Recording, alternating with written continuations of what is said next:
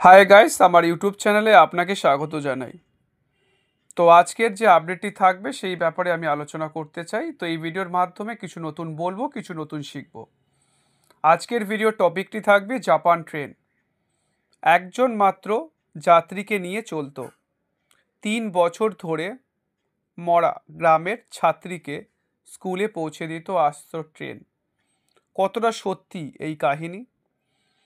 ভারতে প্রতিদিন 13,000-এর বেশি ট্রেন চলাচল করে। এর মধ্যে শতাব্দী এবং রাজধানীর মতো দূরপাল্লার ট্রেন যেমন রয়েছে, তেমনই রয়েছে অসংখ্য লোকাল ট্রেন। ভারতে 24টি কোচ বিশিষ্ট একটি ট্রেনে সাধারণত 1,200 থেকে 1,400 যাত্রী পরিবহন করা হয়। উৎসবের মরশুমে সেই সংখ্যা বেড়ে যায়। সাধারণ এবং স্লিপার কোচগুলিতে ভিড় হয় খুব বেশি। বর্তমানে দীপাবলি এবং ছট পুজোর কারণে ভারতের ট্রেনগুলিতে প্রচুর ভিড় দেখা যাচ্ছে। আর নির্দিষ্ট কিছু রুটে প্রচণ্ড ভিড়ের মধ্যে ভ্রমণ করতে বাধ্য হচ্ছেন যাত্রীরা। এমনকি অনেক ট্রেনে এই ট্রেনের অপেক্ষার তালিকাও টিকিট পাওয়া যাচ্ছে না। ভারতীয় রেলে কেমন ভিড় হয় তা বোঝার জন্য বেশি দূরে যাওয়ার প্রয়োজন নেই। চট করে একবার শিয়ালদা বা হাওড়া স্টেশনে ঢু মেরে এলেই হবে। কিন্তু এখন যদি বলা হয় এমন একটি ট্রেনেও পৃথিবীর বুকে ছিল যা চালানো হতো কেবল একজন যাত্রীর জন্য, সেই যাত্রীও আবার কোনো কেউকেটা নন, সাধারণ এক পরিবারের কন্যা। সেই যাত্রীকে নিয়েই চলতো নির্দিষ্ট সেই ট্রেনটি। অন্য কোনো যাত্রী ট্রেনে চড়তেন না। অবিশ্বাস্য মনে হচ্ছে, কিন্তু সত্যি তা নাকি তেমনটা ঘটেছিল। প্রায় 3 বছর ধরে শুধুমাত্র একজন যাত্রীর জন্যই চালানো হয়েছিল আস্ত একটি ট্রেন। জাপানের হোকাইডো দ্বীপে এক প্রত্যন্ত গ্রামের কিউশিরাটাকি স্টেশন। গ্রামের জনসংখ্যা মেরে কেটে 40 জন।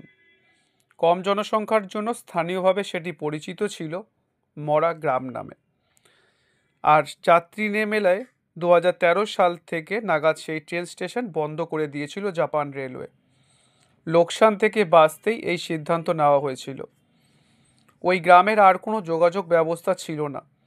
লোকেদেরও খুব একটা গ্রামের বাইরে যাবার প্রয়োজন হতো না। দীর্ঘদিন ধরে লোকসানে চলায় রেলকর্তারা রুটটা বন্ধ করে দেওয়ার সিদ্ধান্ত নেন। কিউশিরাটাকি স্টেশনের কাছেই বাড়ি ছিল কানা হারাদা নামে এক ছাত্রীর। স্কুলে যাওয়ার জন্য তার ভরসা ছিল ট্রেন। তাই জাপান রেলের কাছ তাদের স্টেশন পর্যন্ত ট্রেন চালু রাখার আবেদন করেছিলেন হারাদা। সে জানায় ট্রেন পরিষেবা না থাকলে পড়াশুনো চালিয়ে যাওয়া অসম্ভব হবে তার পক্ষে। জাপানের রেল কর্তৃপক্ষ হারাদার শিক্ষাকে অগ্রাধিকার দেওয়ার সিদ্ধান্ত নেন। রুটটিকে আরও 3 বছরের জন্য চালু রাখার সিদ্ধান্ত নেওয়া হয়, যাতে যোগাযোগ ব্যবস্থার অভাবে এক ছাত্রীকে স্কুল ছুট না হতে হয়, যাতে ওই ছাত্রীর স্বপ্ন পূরণ হওয়ার আগেই তা না ভেঙে যায়। এরপর আরও 3 বছর এই রুটে একটি ট্রেন চালায় জাপান রেল। হারাদা ছাড়াও গুটি কয়েক যাত্রী কিউশিরাটাকি স্টেশন থেকে ট্রেনে চড়তেন। তবে বেশিরভাগ দিনই সে ছিল একমাত্রই যাত্রী। একটি নির্দিষ্ট ট্রেন প্রতিদিন সকালে হারাদাকে স্কুলে নিয়ে যাওয়ার জন্য আসতো। সন্ধ্যায় তাকে বাড়ি ফিরিয়ে নিয়ে যেত। যদিও অনেকের দাবি এই কাহিনীটি সবটাই সত্যি নয়। হারাদা ছাড়াও আরও বেশ কয়েকজন পড়ুয়া ওই ট্রেনে করে যাতায়াত করতো সেই সময়। জাপান রেলও নাকি কোনোদিন একথা বলেনি যে শুধু হারাদার জন্যই ট্রেন চালানো হতো।